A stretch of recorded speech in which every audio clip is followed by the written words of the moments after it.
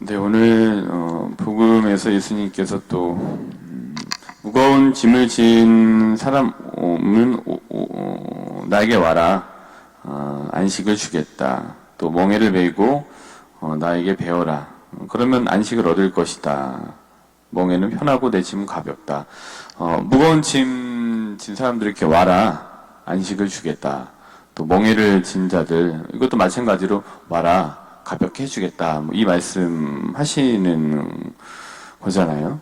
근데 우리 각자 인생에 무거운 짐을 지고 살아가죠. 또 각자 나름대로의 멍에를 지고 사는데 그 결국에는 무거운 짐, 또 멍에라고 하는 것들을 어느 정도는 일정 부분 내려놓아야지 거기에 공간이 생기고 거기에 여유가 생기게 됩니다.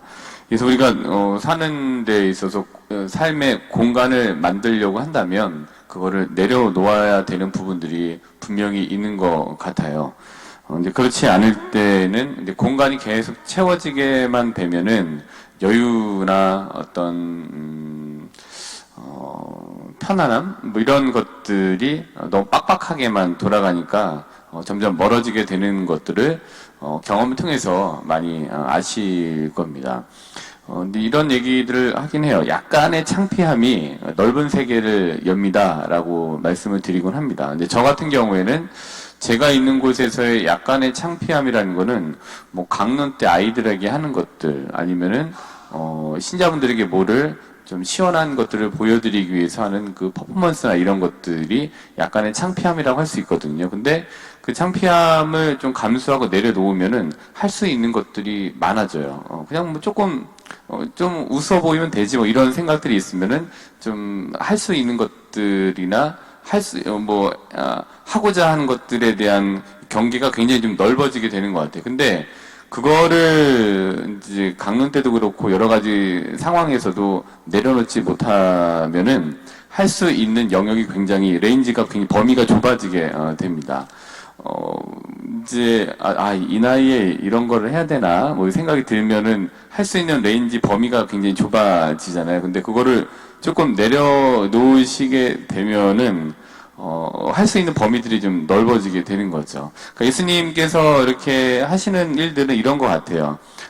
네가 가지고 있는 것들을 조금만 자꾸만 이렇게 채우려고 하기보다는 조금만 공간을 둬봐봐. 그러면은 괜찮아질 거야. 안식일에 대한 공간을 빡빡하게 갖고 있는데 거기 조금만 공간을 만들어봐. 사람이 들어가야 되지 않겠어? 라고 하면서 공간을 만들어주면 안식일에 대한 그 생각, 범위들이 좀 편안하게 좀 넓어지게 되는 거죠. 그거를 이제 말씀하시는 것들을 우리가 복음에서 많이 보게 됩니다.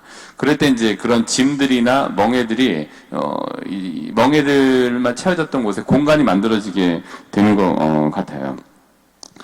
근데 이제 코엘렛에서 자주 말씀드립니다만은 코엘렛의 주제는 크게 네 가지로 얘기를 할 수가 있습니다. 첫 번째로는 인간 생의 한계성. 이건 이제 코엘렛이 첫 번째 얘기해주고 있고, 두 번째로는 이제 이 노고에 대한 내가 이제 노력했던 것에 대한 몫에 대해서 이야기를 해주고 있고, 세 번째로는 즐거움이라는 것에 대해서 얘기를 해주고 있고, 네 번째로는 하느님의 선물에 대해서 얘기를 해주고 있습니다. 근데 오늘은 여기 중에서 인간 생의 한계성만 뽑아놓고 잠깐 생각을 해보면은, 그렇잖아요. 우리가 인간 삶이라는 게 한계, 즉 그냥 명확하게 태어났고 가야 되고 이렇게 정해져 있게 되죠.